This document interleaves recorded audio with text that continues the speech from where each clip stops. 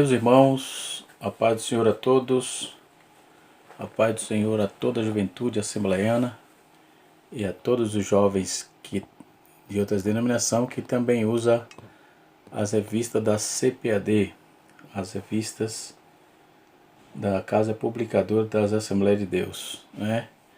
Nesse trimestre estamos estudando na lição dos nossos jovens sobre Jesus, uma matéria Cristologia, Jesus Cristo, Filho do Homem, e Jesus Cristo, Filho de Deus. Né? Você está no canal Rascunho da EBD, eu sou o pastor Edivaldo Pereira, e nós vamos fazer aí um rascunho da aula de domingo próximo, né? Dia 19 precisamente. Entendeu? Que desejo que a mão de Deus caia sobre a vida de todos, e vamos para a aula. Na nossa revista é apresentada as sugestões de leitura, né? E tem a sugestão excelente, excepcional. Tem um livro do Ravi Zacarias, muito bom. Um livro do pastor Elinaldo Renovato de Lima. E também eu quero apresentar esse aqui, um livro de D.A. Carson, Jesus, olha lá, Filho de Deus, não é? Um material excepcional da Vida Nova, vai lhe ajudar bastante, né? E ajuda bastante, além dos livros que a CPAD propõe, que são livros excelentes, e eu os tenho aqui, mas nós vamos trabalhar a proposta da lição que está aqui inserida, entendeu?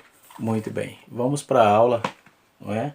Teologia sistemática apresentada também é excepcional. Eu particularmente estou usando Charlie Rod, entendeu? E Norman Geisler, da CPAD. Muito bem, isto posto, nós vamos... estamos na lição 3, né? Que vai falar, a lição 3 nos fala do ministério de Jesus. E é disso que vamos tratar nesse domingo, né? O livro que eu estava falando do pastor Elinaldo, o Renovado de Lima, está aí na parte da lição, Estante do Professor. Salvação, Milagres, o Poder de Jesus, do Nome de Jesus, editado pela CPAD em 2010. E do Ravi Zacarias também, um livraço, muito bom livro, que vai nos ajudar aí no subsídio da nossa escola, da nossa aula. Muito bem. Entendeu? Então, Jesus é a aula que vamos estar estudando, o ministério de Jesus, né? E o nosso escritor, o pastor Tiago Brasil, o nosso comentarista, ele cita o tríplice ministério de Jesus. O Jesus profeta, o Jesus sacerdote e o Jesus régio, ou o Jesus rei. E assim sucessivamente. Então nós vamos trabalhar essa proposta doravante, ok? Espero que o canal Rascunho DBD possa ajudar você. O livro de Ravi Zacarias, Quem é Jesus, editado pela CPAD agora em 2015. É um excelente livro, tá bom? Muito bem. Isso é muito bom, que estimula os nossos jovens, né? A leitura. Os nossos jovens precisam ir para a leitura, a questão estudar teologia. Os nossos jovens estão precisando dessas demandas, ok? Com certeza vai os auxiliar muito, graças a Deus. Então vamos para a aula, lição de número 3, o texto do dia aqui aplicado em Apocalipse capítulo 19, versículos 16, Ele vai trabalhar, e as vestes das suas coxas tem escrito Rei dos Reis e Senhor dos Senhores, e assim sucessivamente. Então, o objetivo da lição é apresentar o ofício profético de Jesus, demonstrar que através do seu sacerdócio, Jesus foi ao mesmo tempo oferta e ao mesmo tempo ofertante da nossa salvação, e concluir falando da realeza de Cristo que exige de nós conhecermos como superior a César. Isto é fato, E assim vamos para frente. A leitura bíblica em classe, ou texto bíblico, como é posto aqui, está em Hebreus capítulo 5, versículo de 1 a 10, né? E assim vamos para a aula. Então, o ofício profético de Jesus, né? Então, dentro dessa terminologia, dessa questão, nós vamos ver aí o tríplice ofício do Cristo. O tríplice ofício do Cristo, ou seja, os três ofícios, né?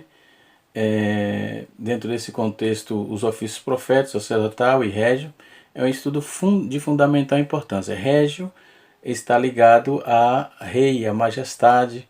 A etimologia da palavra significa que pertence ou diz respeito ao rei, que emana do rei, que tem suntuosidade ou é majestoso. Então, o nosso Cristo é isso, né? Então, seu ofício régio, ou seja, seu ofício de rei, né? Então, no Antigo Testamento, vários ofícios eram distintos, né? Vale a pena aqui salientar. O profeta, como tal, não era sacerdote, e o rei não era sacerdote e nem profeta. Então, cada ministério naqueles dias era distinto. Agora abriremos uma exceção. Nós vamos encontrar Moisés, vamos encontrar Davi exercendo ministério duplo, não triplo, ok? Já explico isso aí. Dois desses ofícios foram dados em ocasiões e às vezes unidas da mesma pessoa. Sob a teocracia, por exemplo, como Moisés foi ao mesmo tempo, conforme eu disse, ao mesmo tempo ele foi sacerdote e profeta, Davi também, dentro desse aspecto teocrático, Davi foi profeta e rei, e não obstante os ofícios eram diferentes, ok? Então, já na questão do Messias, né, na questão messiânica, durante a teocracia, o uso da linguagem como tal, então, se entendia como foi predito pelo profeta, como profetas, como foi predito como profetas, sacerdote e rei. Moisés, ele falou de Cristo quando ele dizia, no texto ele diz assim: Senhor teu Deus, o Senhor teu Deus te suscitará um profeta no meio de ti e de teus irmãos, semelhante a mim, apontando, ele estava aí apontando para um libertador que iria exercer todos os deveres de um profeta, como revelador da vontade de Deus, iria ser o mestre da justiça. Então Moisés já estava profetizando sobre o Messias, né, o Cristo. Quando vamos falar nessa questão do Messias, que não é o nosso assunto, mas é bom que dentro do fator histórico nós vamos ver o Messias dentro do aspecto isaiano, dentro do aspecto davídico, não é? E que também é vaticinado em Miqueias, a partir do capítulo 5, capítulo 2 precisamente, mas enfaticamente no capítulo 5, ele vai trabalhar bem essa proposta, né? Voltando aqui ao assunto, né, Cristo é apresentado de maneira tão proeminente nas profecias messiânicas que os judeus esperavam só na qualidade de rei. Os judeus queria encontrar um rei, ele estava esperando um rei. E Jesus veio exercendo um ministério, não é? E cada um nos seus aspectos diferentes, mas ele exerceu ambos, não é? O ministério profético, o ministério do sacerdote e o ministério de rei, o reinado, ele veio governando, não é? E isso se consolidará, não é? Que diz que ele sentará no trono de Davi e o seu reinado não terá fim, não é? Então o Senhor Jesus, ele foi taxado como rei dos reis, e o reino não teria fim. Então, como os judeus esperavam na qualidade de rei, eles também tinham a convicção que ele reinaria sobre todas as nações, sobre o seu reino não teria fim, e seria o Senhor dos senhores e Rei dos reis. Então, no Novo Testamento, o Redentor, o Cristo, ele assumir o ofício do Messias prometido, ele apresentou-se ao povo como um profeta, sacerdote e rei. E os que receberam em todos os seus ofícios. Então, quem recebeu a Cristo, recebeu um profeta, recebeu um sacerdote e recebeu um rei. Então, quem recebe a Cristo está completo, o ministério tríplice fechado, não é? E isto não é conto da carochinha, isto é uma realidade. Todos aqueles que aceitam Cristo como seu único e suficiente Salvador, vai ver que ele tem essas prerrogativas, essas funções e as exerce de maneira cabal, não é? Não deixando nenhum resquício de imaginações, né? Que não se trata aí de uma maneira descritiva ou figurativa. É evidente que à luz do fato que Cristo exerceu todas as funções de profeta, sacerdote e rei. Então não é um negócio figurativo. Ele realmente exerce o papel de rei, de profeta e de sacerdote em nossas vidas, não é? E assim sucessivamente. Então, que os nossos jovens possam pegar esse exemplo do cristocêntrico e deixar que Cristo possa operar de uma forma grande na vida de todos, né? Além do que Cristo fazia, nós vamos trabalhar agora a questão do ministério propriamente dito, não é? Além disso, ele trabalhou, ele se especializou na sua especificação. Você não vai encontrar ele indo para a faculdade, mas ele estudou, aprendeu aos pés de Gamaliel, enfim, o Cristo de Deus, ele na Terra ele viveu como homem, todos nós sabemos disso, né? Então, fazendo aqui um adendo sobre isso. Como as pessoas apóstatas, ignorantes, culpadas e contaminadas, impotentes, necessitam de um Salvador que seja profeta para ensinar, que seja um sacerdote que faça expiação e que interceda por nós. Então, como pessoas pecadoras, nós temos essas prerrogativas do Cristo, que nos salvou e que nos protege e que sabe o nosso futuro, não é? Sabe o nosso futuro. E nós temos que estar aliado a isso para que possamos aí ter a convicção exatamente do que o Cristo de Deus representa para nossas vidas. Amém? Dentro dessa proposta, o Triplo Ministério de Cristo, Munus Tríplice, né? O qual eles exercem tanto em estado de humilhação como também de exaltação, está figurado no Antigo Testamento os ofícios, né, proféticos, real e sacerdotal. Então esses ofícios eram consagrados através de unção, sendo ungido, o significado do termo bíblico aí, ungido, o termo grego, é Cristo, e no hebraico é Messias. Então temos a convicção desta proposta bíblica, não é?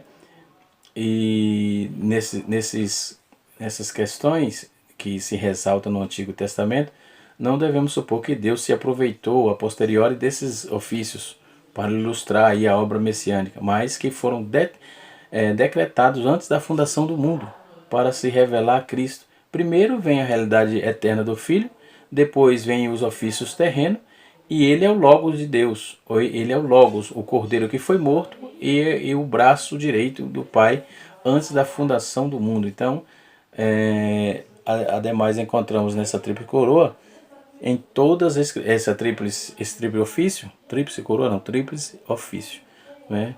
Deixo aqui minhas escusas, né? Mas tríplice ofício, né? Das escrituras, nós vamos encontrar relatos nas escrituras.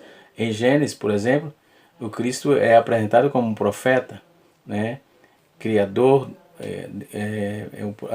o profeta, a palavra criadora do Pai, né? Primeiro, Gênesis capítulo 1, versículo 3, e João capítulo 1, versículo de 1 ao versículo 4, Colossenses capítulo 1, versículo 16, ele também é apresentado como anjo do Senhor em Gênesis capítulo 16, versículo de número 7, não é? Vamos encontrar isso também no capítulo 31, versículo 11 a 13, e vamos ver em 2 Coríntios capítulo 1, versículo 20, não é? Concorda com Gênesis também.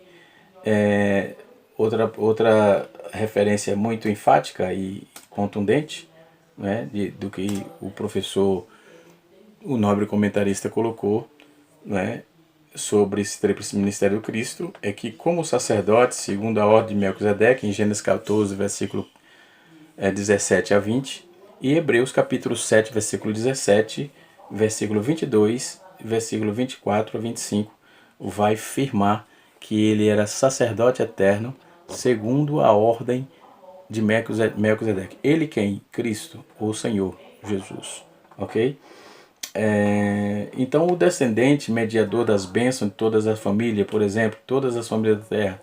Então em Gênesis capítulo 12, versículo 1 a 3, o versículo de 1 a 3 e o versículo 7, vai dizer que ele, o Cristo, ia representar isso, não é? Era o descendente mediador de todas as famílias da terra. Gênesis capítulo 13, versículo 15, Gênesis capítulo 24, versículo 7, Gálatas capítulo 3, versículo de 1 a 16, Paulo vai firmar isso, entendendo o que está escrito no livro do princípio, no Gênesis, não é? E assim, toda essa demanda cristológica e do seu ofício ministerial na terra, nós temos exemplos sobejos para servi-lo, para adorá-lo, para estar voltado a fazer a sua obra na terra, porque ele fez primeiro, ele veio e cumpriu o seu ofício, né? Então, ele é o substituto provido por Deus para ser sacrificado no lugar da descendência de Abraão. Gênesis capítulo 22, versículo 13 a 14, João capítulo 3, versículo 17 e Hebreus capítulo 2, verso 16. Então, o profeta, o sacerdote e como rei, ele é o descendente de Judá, de quem o cetro jamais se apartará. Né? Descendente de Judá, de quem o cetro jamais se apartará. Capítulo 49, versículo 10, confirma, de Gênesis, e Apocalipse, capítulo 5, versículo 5, não é? Vaticina isso, bem como Hebreus, capítulo 1, versículo 8, não é? Então, o que pisa sobre a cabeça da serpente, Gênesis, capítulo 3, versículo 15, é ele que pisa a cabeça da serpente, representa o Cristo, e assim sucessivamente. Então, nós temos motivos vastos, né, para servi-lo, para adorá-lo, para tê-lo como nosso Senhor. Não é? Ainda complementando o que ele pisa na cabeça da serpente, Colossenses capítulo 2, versículo 15, Paulo também confirma. Observe que Gênesis e Paulo vai concordando dentro dos textos, vai aludindo os fatores e aglutinando uma coisa com a outra e vai se encaixando. Observe que o Paulo trabalha na mesma visão, não é? Então, e em Apocalipse, ele é apontado aí como um profeta fiel, não é? Em Gênesis capítulo em Apocalipse ele é apontado como um profeta, né? Apocalipse 1, versículo 5, não, Gênesis, Apocalipse 1, versículo 5, que traz a revelação a qual Deus lhe deu para mostrar aos seus servos que em breve é onde acontecer. Apocalipse capítulo 1, versículo 1, que diz que ele é digno de abrir o livro dos selos da revelação de Deus em Apocalipse capítulo 6, versículo número 1, né? Apocalipse apresenta Cristo também como sacerdote. Então, o primeiro livro da Bíblia apresenta o Cristo como rei, como profeta, rei e sacerdote, ou vice-versa, a roda do fator não vai alterar o produto, né? Como se dizem. Como também no Apocalipse vai apresentar o profeta e agora apresenta como rei. Apocalipse apresenta Cristo como sacerdote. Então, o sacerdote, o cordeiro que foi morto, né, capítulo 5 de Apocalipse, versículo 11, e por meio do seu sangue liberta todos, né, Apocalipse capítulo 1, versículo 5, e compra para Deus gente de toda tribo, povos e nações. Entendeu? Então ele cuida, ele como sacerdote ele está ali sempre cuidando, agregando, sempre, nunca segrega, sempre agrega. Esse é o Cristo, né, o qual nós adoramos e servimos, não é? Então ele nunca segrega, sempre agrega como sacerdote do Deus vivo, representando o Senhor Deus. Ele não deixa a desejar. Pelo contrário, é o Cristo que cuida-nos, que nos redime e está sempre sempre próximo, né? Então, e como rei, Apocalipse vai apresentar também, Apocalipse capítulo de número 5, verso 11, não é? Nos apresenta, diz que ele é vitorioso da tribo de Judá, raiz de Davi, não é? E ele é soberano dos reis da terra, Apocalipse capítulo 1, versículo 5, e assim sucessivamente. Então podemos observar que a sintonia do princípio é a mesma sintonia do livro do fim, do tempo do fim, que é Apocalipse, não é? Então é muito clássico isso e podemos observar que eles estão totalmente ligados um ao outro, né? Se eles não se divergem, como ainda tem gente que diverge, é complicado, né? Entender isso. Mas vamos para frente. Então, o soberano dos reis da terra, que possui, que reina, que governa com cetro de ferro sobre o reino do mundo, né? Apocalipse capítulo 2, versículo de número 7, Apocalipse 11, versículo 15. E que julga e guerreia com justiça. Apocalipse capítulo 19, versículo de número 11, né? E por fim, estamos junto a Cristo, né? Dentro desse tríplice ofício de Cristo. Nós vamos encontrar aí duas implicações. A primeira é aquilo que se realiza por nós em cada um deles, conforme está escrito acima. A segunda é muitas vezes negligenciada e que somos chamados a sermos a imagem do Filho de Deus, né? Com as nossas devidas limitações e observações, somos chamados como os profetas, como sacerdote, né? Somos chamados para governar também, não é? Então, observe que apesar das nossas limitações, Cristo confiou a nós, não é? Os servos de Deus, aqueles que o buscam, que o servem, que quando erra pede perdão, que quando acerta glorifica a Deus, nunca vive com antropocentrismo, ou seja, eu sou o centro de tudo, eu é que mando, eu que faço, pelo contrário. Tudo, em tudo e por tudo é Deus glorificado por meio do Senhor e Salvador Jesus Cristo. Tudo, em tudo e por tudo. Não é? Então, ele é glorificado. Então, ele, além de ser isso, ele nos chamou, somos chamados para sermos profetas, somos chamados para sermos sacerdotes, somos chamados para governar também. Não é? Como profeta está escrito em Mateus capítulo 28, versículo 18 a 20, não é? Que ensina que tudo aquilo que Deus falou através de seus filhos nos últimos tempos, proclamando a mensagem dos dias da salvação e do evangelho. Marcos capítulo 16, versículo 15, não é? Que tem o id de Cristo ali. Não é? Romanos capítulo 2, versículo 16, 2 Coríntios capítulo 2, versículo 14 a 17.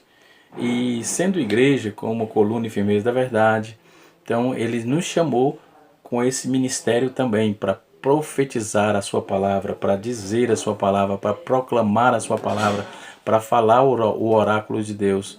Que possamos nesses últimos dias da igreja na terra trabalhar dentro da proposta desse tríplice ofício de Cristo, né? Não crescer só no nosso intelecto, no nosso conhecimento secular, que nossos filhos, nossos netos e nossos bisnetos, enfim, tenha legado da nossa vida como pessoas que correram atrás, não só com aquela espiritualidade descabida, não, mas atentando para a nossa vida, não só secular, é a nossa vida espiritual. Não é? Então, como sacerdote, Deus nos coloca para cuidar um dos outros, não é? Para cuidar um dos outros. Nós temos pastores, temos pessoas que é autoridade sobre nós, não é? Então, cuidamos um dos outros, né? Mas cuidar, muito bem. E o cuidar não é passar a mão pela cabeça. O cuidar, às vezes, requer repreensão. É assim que Cristo nos faz quando precisa repreender alguém. Hebreus capítulo 3, versículo 13, Hebreus capítulo 10, versículo 25. Intercedemos um pelos outros e pelo mundo, Efésios capítulo 6, versículo 18, 1 Tessalonicenses 5, 17 e 1 Timóteo capítulo 2, versículo de 1 a 4. Então os jovens têm aí uma lição excepcional, exuberante, que dá para aprendermos muito, né? Então na lição desse domingo estaremos aprendendo juntamente com a nossa juventude, né, no Brasil e fora dela, vivendo. A Bíblia diz que nós temos que estar vivendo como um reino sacerdotal, vivendo como um reino sacerdotal, ou seja, assumir as responsabilidades e dar conta delas, né? Não é assumir aqui porque as coisas podem acontecer e o pastor não esteja vendo, mas Deus está vendo tudo, que é o sumo sacerdote. O Cristo está vendo tudo, não é? Então, Êxodo capítulo 19, versículo 6, e 1 Pedro capítulo 2, versículo 9, e Atos capítulo 5, versículo 10. Né? E nós também estamos governando sobre os outros, levando o pensamento cativo ao cativeiro, os povos à obediência dos reis, enfim. Então está escrito em 2 Coríntios 2,15, Mateus 28, 18 a 20, Romanos capítulo 18, versículo 5. Então o Cristo, ele é profeta, sacerdote e rei, e nos chamou para esse ofício também enquanto estivermos aqui na terra, ok? Para esse tríplice ofício. Então, que tenhamos cuidado para e perseverar na sacrossanta doutrina do Cristo, para que possamos dar fruto para o qual fomos chamados, né? Então a função de profeta era anunciar algo da parte de Deus para o ser humano. Então nós, como profeta, vamos anunciar também o Evangelho de Cristo, que é de Deus, para o ser humano que ainda não tem a Cristo, né? O profeta não tinha a mensagem em si mesmo para transmitir, ele transmitia a palavra de Deus, né? Então, o qual precisaria ter recebido de Deus anteriormente, o profeta comunicava a vontade de Deus ao povo por meio de admoestações, exortações, promessas ou até mesmo ameaças, né? Nós vamos encontrar várias profecias para aqueles que não serviam ao Senhor, profecias até ameaçadoras, né? Mas assim, dentro de um bom sentido, trazendo a pessoa a refletir que precisa de um Salvador, né? Então Jesus é profeta por excelência, né? Moisés fez a citação que eu disse, né, que suscitará um rei e tal. Isso está em Deuteronômio capítulo número 18, versículo 15, né? Que ele diz que ele será semelhante a mim e a ele ouvirás, entendeu? Então Moisés já recomendava aqui, já profetizava acerca do Messias, né? Este é o verdadeiro profeta que viria de vir. João confirmou isso e ele cita isso, está escrito em João capítulo 6, versículo 14, entendeu? Então não há dúvida do que estava passando aí na promessa de Moisés. Pedro entendeu o anúncio de Moisés e ele fez a citação em Atos capítulo 3, versículo 22. Atos capítulo número 3, verso 22, Pedro faz a citação. Então no Novo Testamento, todos os profetas eram envolvidos e movidos pelo Espírito de Cristo, ou seja, era o caráter profético de Cristo que atuava no Novo Testamento, que atua no caso. Nós consideramos que somos essa igreja do Novo Testamento. Desejo que Deus continue abençoando os nossos jovens e que as mãos de Deus esteja sobre a vida de cada um de vocês no nome precioso do Cristo, né? Então, quando vamos trabalhar toda essa proposta do ministério do Cristo, vamos ver os milagres, vamos encontrar Ele cuidando, essa questão do ministério de Jesus não só é chamado ministério, mas também é chamado de vida pública, né? Entendeu? Então é chamado aí de vida pública também, entendeu? Então o ministério de Jesus começou ali por lado da Galileia, entendeu? E Jesus voltava para lá depois de passar 40 dias no deserto da Judéia. Então inicia aí e recrutou os seus primeiros discípulos, que começavam a viajar com ele e futuramente formaram aí núcleos de igrejas antigas, como temos informações nos evangelhos canônicos, nos evangelhos sinóticos, ou melhor, e assim sucessivamente. Então, acredita-se que depois da sua morte, os apóstolos dispersaram-se para fundar as primeiras igrejas, as primeiras sés apostólicas. E assim, o grande ministério da Galileia de Jesus começa em Mateus capítulo 8, e inclui convite aos 12 apóstolos, e cobre o maior período do ministério de Jesus na região. Então, o último ministério de Jesus começou com a morte de João Batista, quando Jesus se prepara para ir a Jerusalém.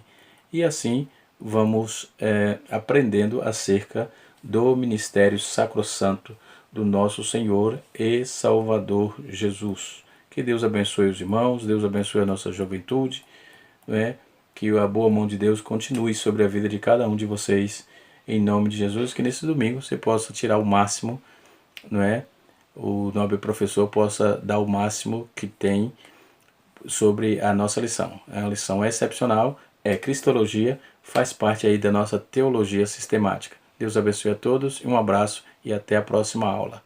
Se você gostou, dê um joinha, ative o sininho, se inscreva no canal e ative o sininho para receber as próximas postagens. Deus abençoe. Chegando a nova postagem, você recebe uma notificação, tá bom? Um abraço a todos em nome de Jesus.